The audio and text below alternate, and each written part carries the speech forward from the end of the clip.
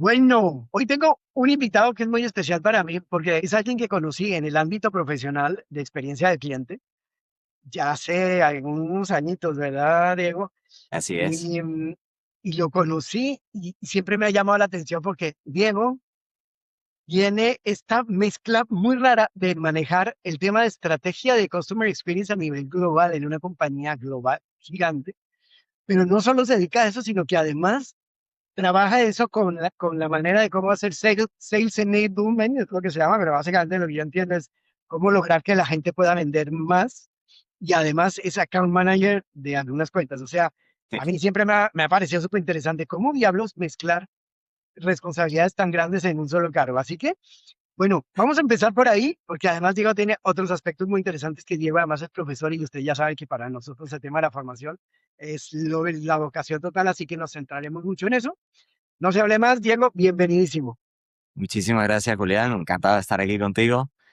Pues sí, la historia de mi vida. Yo tengo un centímetro de conocimientos y un mar de profundidad, Te eh, entiendo perfecto, yo soy igualito, sé un montón de un mar muchas de cosas. conocimientos Pocas con un cosas. centímetro de profundidad. Esa es la historia de mi vida. Pero no, soy ingeniero de profesión. Yo Ajá. estudié ingeniería, sí, y poco a poco me fui metiendo en el mundo de la calidad y luego de la calidad a la experiencia de cliente y de la experiencia de cliente me he metido más en temas comerciales y luego soy un tipo muy curioso y entonces a medida que he visto que me han faltado piezas, pues se han venido integrando. Hay veces que lo he pedido yo, hay veces que han ido llegando solas y así llegamos pues a ese collage que sí integra una parte de experiencia de cliente, una parte de sales enablement y también una parte de account management que, Que bueno, todo va por ahí.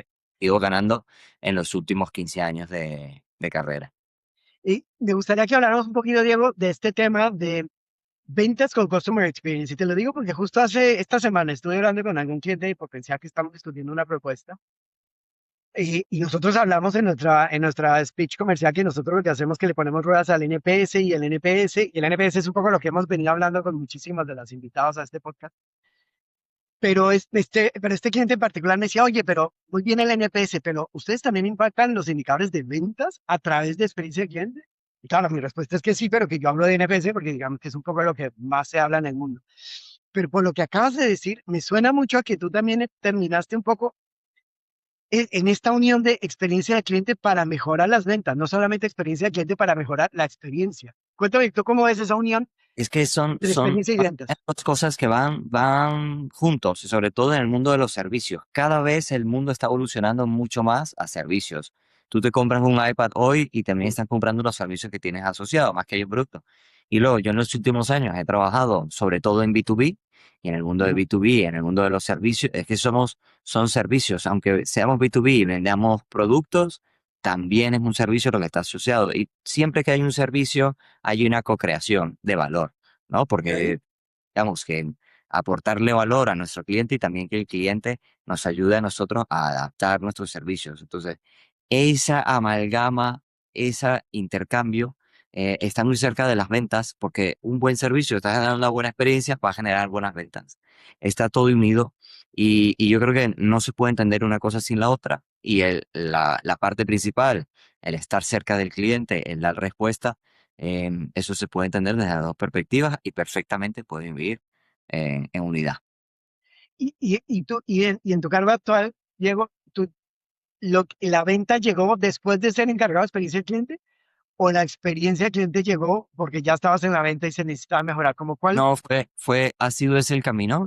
Venimos primero trabajando en temas de experiencia de clientes desde que me he graduado de la universidad y bueno, poco a poco me he ido acercando, me he ido dando cuenta que experiencia de cliente tiene que ver con tener relaciones con los clientes durante mucho más tiempo, que además te compren más, que el que Ujú. estén dispuestos a trabajar más contigo y no que te compren más por capricho, sino que compren más porque tú también les estás aportando valor. Eso se ve Claro, mucho en B2B, donde no son ventas por capricho, porque me apeteció comprarme el iPad, claro, no, no es un impulso, no, acá ahí no hay ningún es impulso porque de nada, claro. me estás aportando. Y, y si no me aportarías, créeme que las empresas se lo piensan muchísimo antes eh, de, de jugar, como de ponerse a jugar con sus presupuestos que lo tienen acotadísimo y súper pensado y pasado por mesas de compra. Y por último, y quizás lo más importante, que te recomienden. Oye, ¿qué parte de la venta tan bonita es que te venga un cliente? Imagínate, un CFO de una empresa que pueda hablar bien de tus servicios, de que has estado, que tienes conocimiento Claro, técnico, que eres proactivo. Y el otro CFO dice, venga, está bien, vamos adelante, vamos a trabajar juntos. totalmente. Y en B2B el tema de la reputación y la recomendación es clave y eso va unido claramente a la experiencia. Claro. Luego la venta y la experiencia 100% vamos, estamos de acuerdo. Es que es el mundo, yo creo, me gusta verlo así. B2B es el espacio de la hiperpersonalización. ¿Ok? Claro. Eh, en B2B es donde la personalización se puede llegar al siguiente nivel. Oye, que estas slides que me pasaste, es que me parece que están un poquito más oscuras. ¿Me las cambias? Ok, La slide 5 vamos a pasarla a la 9. ya, ya, ya. Eh, oye, el último profesional que ha estado en el equipo me parece que no se lleva bien con esta otra persona. Vamos a cambiarlo mejor a que esté en este equipo para que es la ultra personalización. Y eso es muy bonito de verlo porque al final esa personalización pasa por las personas.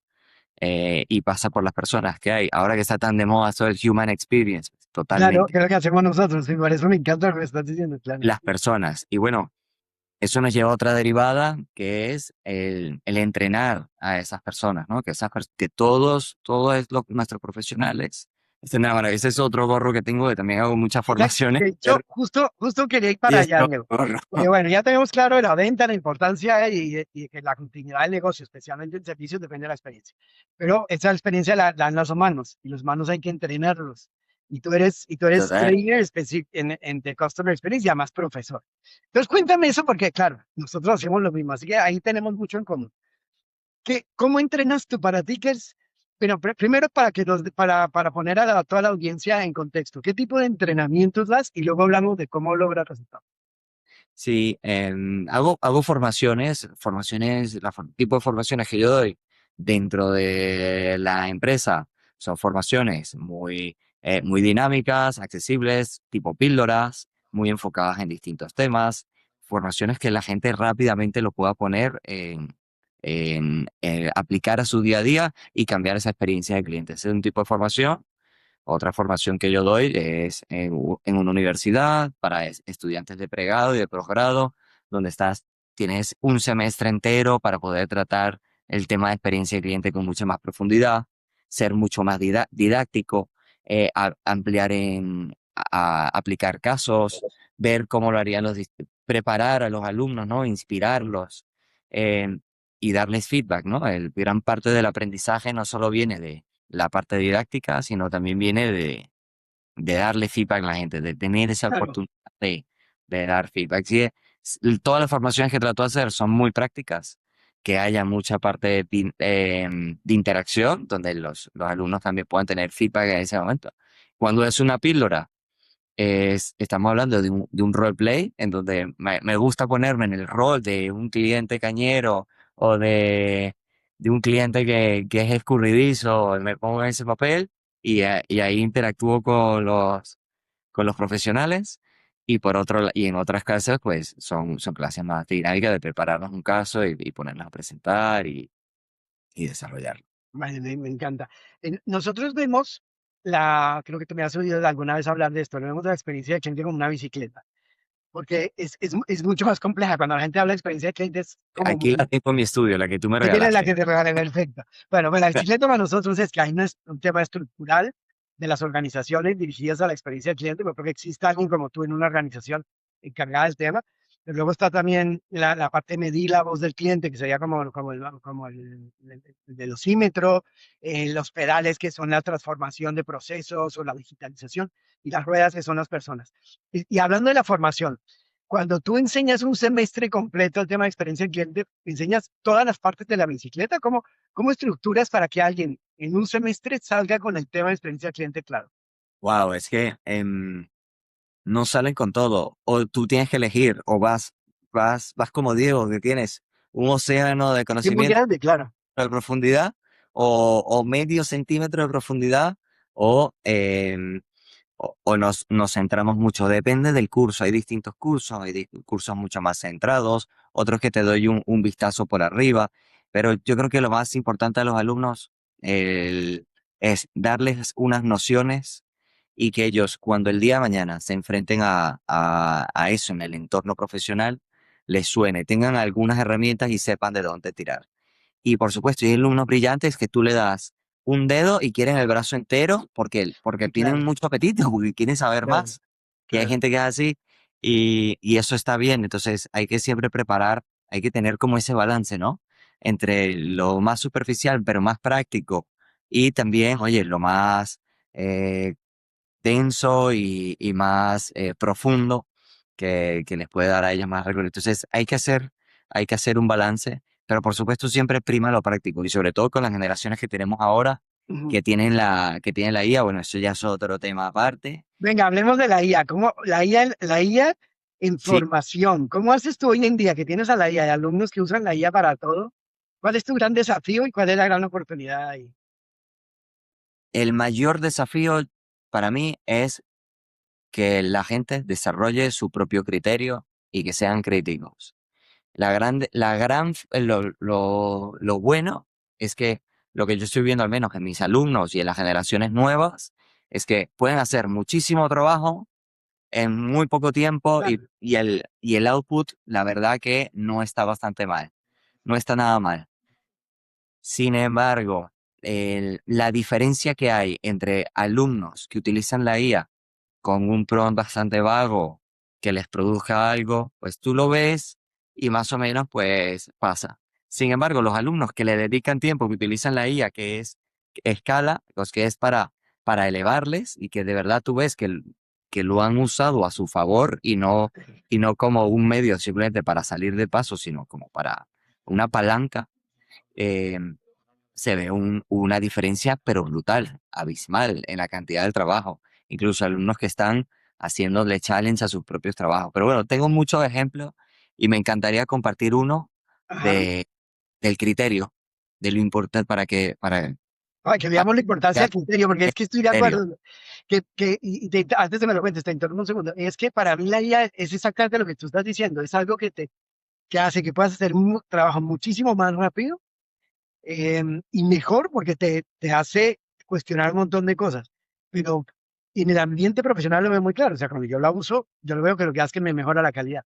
Pero en el ambiente académico a mí me da muchísimo miedo porque en el ambiente académico hay una creencia del alumno que lo que quiere es pasar un examen y entregar un trabajo. Y ahí lo veo como profesor de una universidad, por ejemplo, muy complejo. Entonces, cuéntame el caso este del criterio. Totalmente, en el ambiente académico, eh, se- con la IA, te notas que la figura del profesor, que es más como, se convierte más como en un tutor, Ajá, como en un mentor, y no tanto alguien que te está dando el contenido, porque estos chavales tienen todo el contenido que quieran en la palma de sus manos, todo, pero total. pero lo que le falta a la gente en general, y eso es lo que sí debe traer, poner en la mesa un buen profesor, es la inspiración, es inspirar a la gente a que cambie, porque hay muchas cosas, ya sea de cambio cultural o ya sea, hay muchas cosas que parecen obvias, que no te calan y que no terminas de asimilar. De como alumno, no terminas de asimilar hasta que alguien verdaderamente te Sí, impacte, claro, el cine alguien de verdaderamente espejo y te lo- inspire claro. a hacer ese cambio, a darte cuenta de, mira, que hay algo aquí, no es un texto plano que me estuve leyendo que generó una máquina y que leí, que sin más. Es como hacerlos pensar, ¿o no, Diego? O sea, no es simplemente que contraguen el tema. Totalmente, esa es la labor yo creo que ese es el cambio que está habiendo del profesor, que antes era un profesor que era quien tenía el conocimiento y tenía que transmitirlo, ahora el Sí. conocimiento está en otro lado y el profesor es quien te tiene que inspirar a que tú cojas ese conocimiento, lo más importante, y lo apliques en tu día a día y lo apliques para ser mayor profesional. Buenísimo. Bueno, ¿y cómo fue este caso que tienes de Fue- criterio? Me da mucha curiosidad. Eso fue tremendo. Fíjate, un, les puse un caso que tenían que desarrollar a lo largo de unas semanas y el caso consistía en eh, a distintos alumnos les asigné dentro del ecosistema de los viajes distintas empresas. Uno tenía una aerolínea, otro tenía una estación de trenes, otro tenía eh, un hotel, otro una agencia de viajes y a uno les puse un Airbnb y les Ok, dije, vamos a analizar primero el Customer Journey y vamos a ver cuáles son los Moments of Truth. Perfecto, me lo hicieron, sí, está en el Customer Journey. El Moment of Truth del Airbnb, ese era el caso del Airbnb, es la entrada. Y yo, oye, mira, me parece bien. La entrada efectivamente es un momento, cuando entras ahí, es un momento de la verdad, porque no sabes quién te va a dar la llave y tal.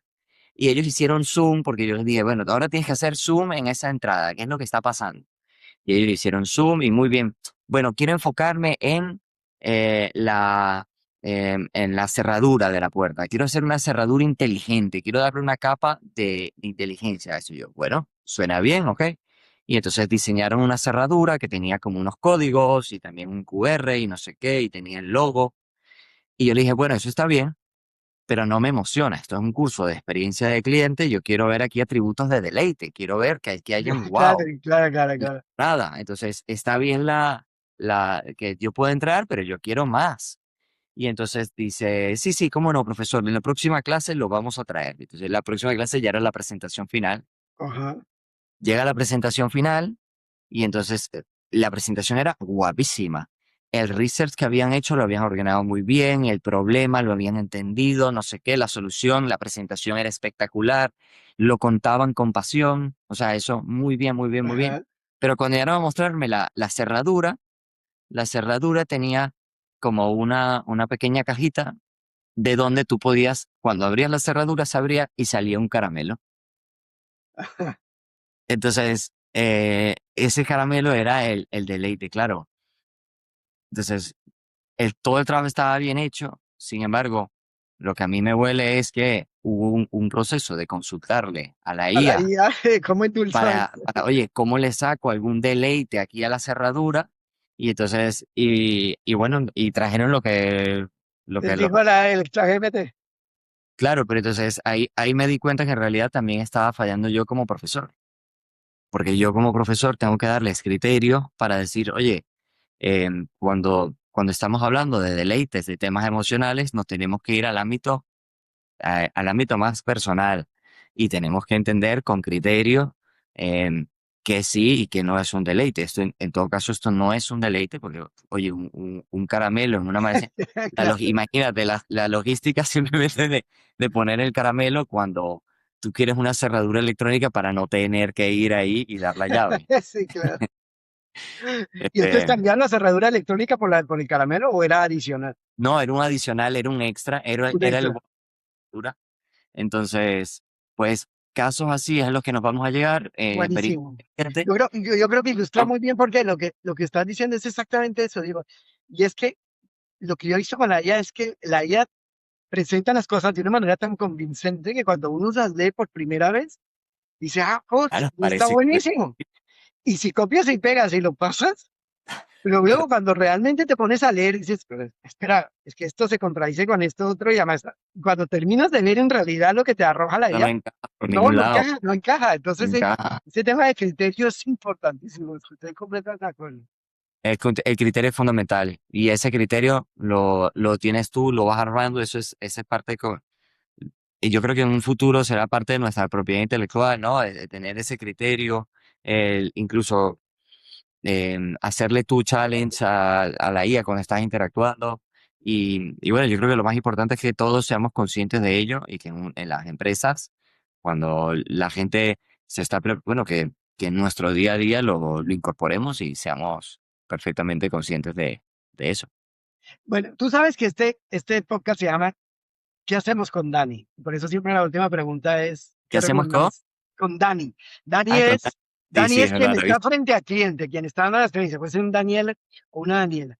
Y siguiendo el hilo de lo que de lo que estamos hablando, eh, yo lo que estoy viendo es que la inteligencia artificial está cambiando la experiencia de cliente, de la interacción entre una organización y un cliente muchísimo, porque eh, porque todo lo que es trabajo operativo, de cuando uno llamaba a un contact center a que te hagan un cambio de una reserva o que te cambien una factura, esas cosas operativas las va a hacer mucho mejor y mucho más eficientemente una inteligencia artificial.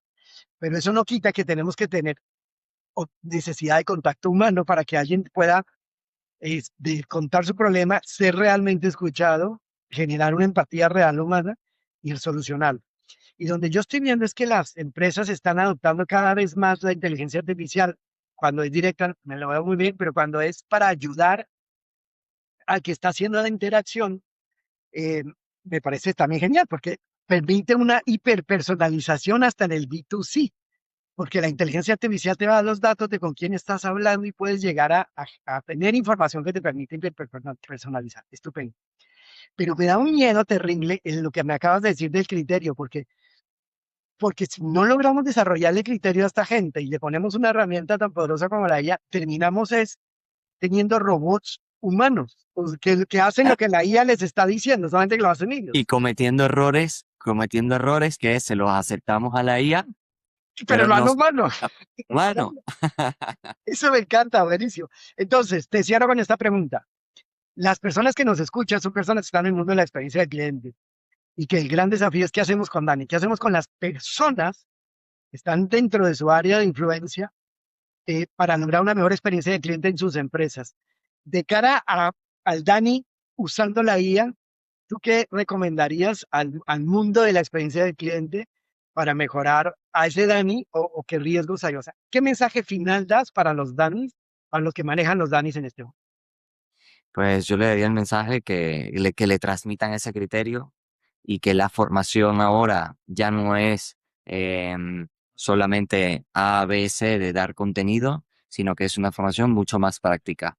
Entonces, tenemos que estar preparados para un futuro en donde los conocimientos van a estar a la mano, pero el Ujú. criterio no. Y entonces tenemos que Mm. dar virar en nuestra estrategia de formaciones hacia una formación mucho más cercana centrada en las personas y que construyan ese criterio para que de esta forma, pues todo eso que están captando de la IA venga y les eleve y no les reste, porque quiero decirte, tú hoy usando Copilot o ChatGPT o Gemini, te sale un error, tú se lo perdonas porque dices, ah, bueno, se ha equivocado, lo uso otra vez, Y ya está, claro, pero viene un proveedor hoy y te da un error y tú dices, mira, que no vuelva. Entonces no se claro, lo vas a perdonar.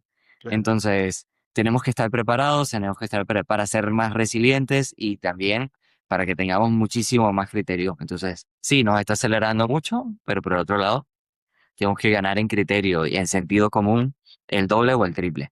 Buenísimo, me encanta. Creo que eso es el gran resumen que tenemos de nuestra conversación, Diego, criterio. Y tenemos que lograr desarrollar formaciones que realmente logren despertar ese criterio. Así que tenemos un gran desafío, no es fácil. Perfecto. Pues Diego, muchísimas gracias por esta entrevista. Muchas Y gracias a bueno, ti, Jorge. te sigo viendo en la vida, que yo creo que tendremos muchas Nos oportunidades. seguimos viendo. Tú que eres el Dani de los Danis. Estamos en contacto. Vale, hasta luego.